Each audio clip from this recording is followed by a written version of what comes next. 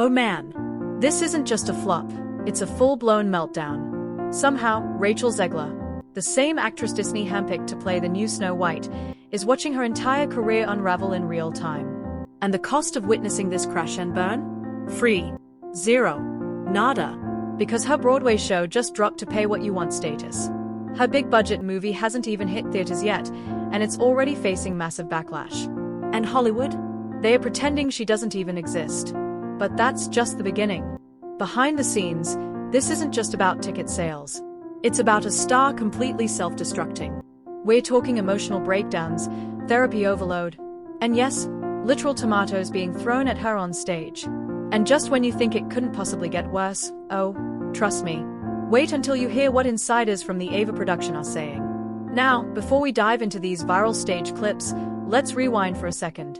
If you don't know the full backstory, here's the deal. Rachel Zegler was supposed to be Hollywood's next breakout star. An incredible singer, personally backed by Steven Spielberg himself. She was plucked out of nowhere to lead West Side Story, and while the film didn't make big money, critics loved it. She even won a Golden Globe. She had charm, talent, a golden voice, and every studio was calling her the next big thing. And now, it's all slipping through her fingers. Night to night, the world is full of light. At first, Disney thought they'd struck gold. Rachel Zegler was shining, and they were all in. She's perfect, they said. Let's make her Snow White. Let's make her a star. And in the beginning, Rachel played it perfectly. Sweet, charming, totally likable. But then, something shifted. Once the press interviews started rolling in, things took a turn. Instead of showing love for the original Snow White or acknowledging the Disney fans who made the character iconic, Rachel went rogue.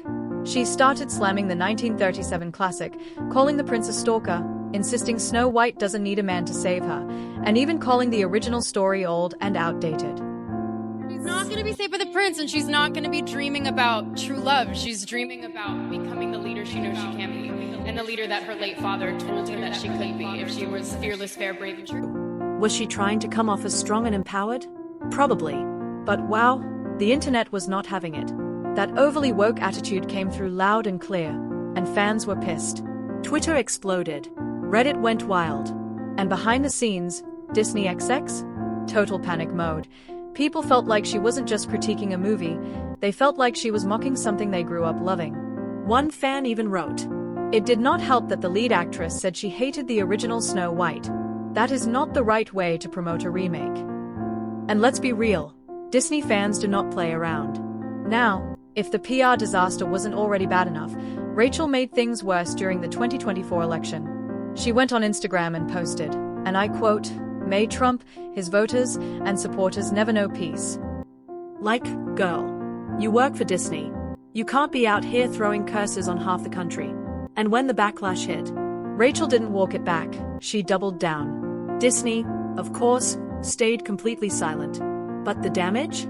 Oh, it was done. The Snow White remake bombed so hard, Disney had to slam the brakes on every live-action project in the pipeline. You might have seen the headlines, Lilo and Stitch made more money than Snow White. The Tangled remake? Cancelled. Dozens of projects, scrapped. So what did Rachel do next? She tried to pivot. Reinvent herself. Prove she still had the talent. She landed the lead role in Jamie Lloyd's Evita at the legendary London Palladium. A huge deal. Iconic role. Legends like Patti LuPone and Madonna once played it. At first, it seemed like a fresh start. But then came the balcony incident. Instead of performing Don't Cry for Me Argentina live on stage, Rachel climbed out onto a real balcony above the street and sang the song to fans outside for free. Meanwhile, the people inside, who paid up to $500 for tickets, were forced to watch that moment on a screen. Yup, the signature scene they came to see live was happening on a sidewalk.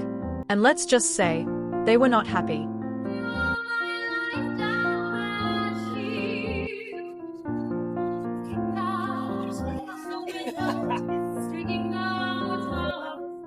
It was total chaos.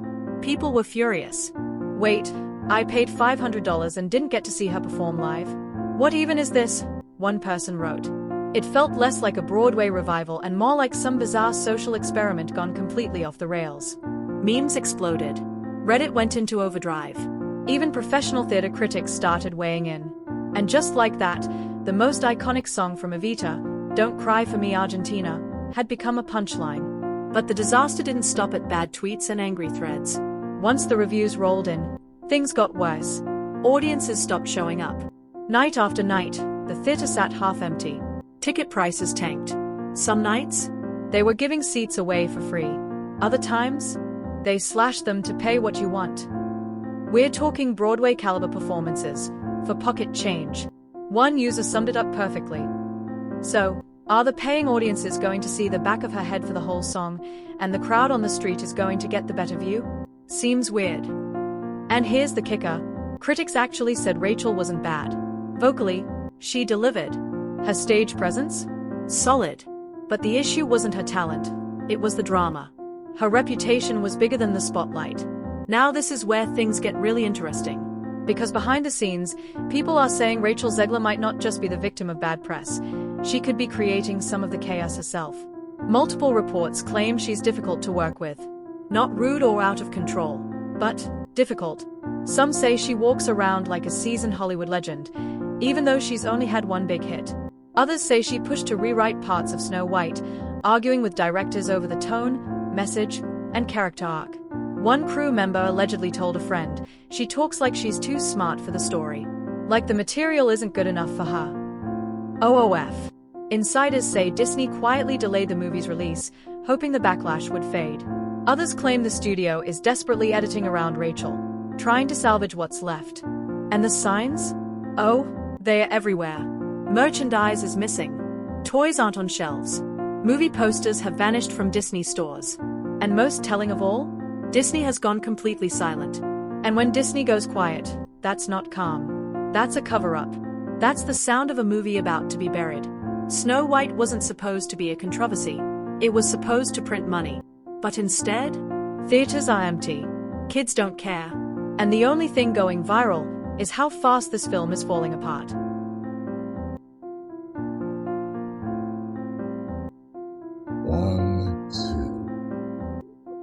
Let's take a look at the record, shall we? West Side Story. Critics loved it, but hardly anyone showed up. Shazam 2, total bomb. Evita, turned into a punchline. And Snow White, delayed, derailed, and completely deflated. Now, Rachel Zegler's name doesn't spark excitement. It sparks debates, awkward feelings, and secondhand embarrassment. When people see her face, they are not thinking, can't wait for her next role. They are thinking, isn't she the one who called the prince a stalker? So what now? Rachel Zegler is stuck in Hollywood limbo. Not cancelled, but far from celebrated. She's floating in that awkward no man's land where the press stops calling, fans lose interest, and studios start getting cold feet. She's not famous enough to survive the fallout. Not beloved enough to be forgiven. And definitely not quiet enough to fade away. She's stuck, caught between chasing success and losing her audience, between princess and protester, between the career she imagined and the one she's actually living. So, here's my question for you. Is Rachel just another young actress who flew too close to the spotlight, mistaking early applause for being untouchable? Or was she set up from day one, cast in legacy roles already cracked, then blamed when they shattered under public scrutiny? Because this version of Snow White? She didn't just take a bite of the apple. She burned down the whole forest, walked off the path, and then wondered why no one came to save her. Let me know what you think in the comments. Is Rachel Zegler the villain of her own story, or just the latest name in Hollywood's never-ending cautionary tales? Oh, and if you haven't seen Jake Black's recent reality check on her, be sure to click that video next. It's a must-watch.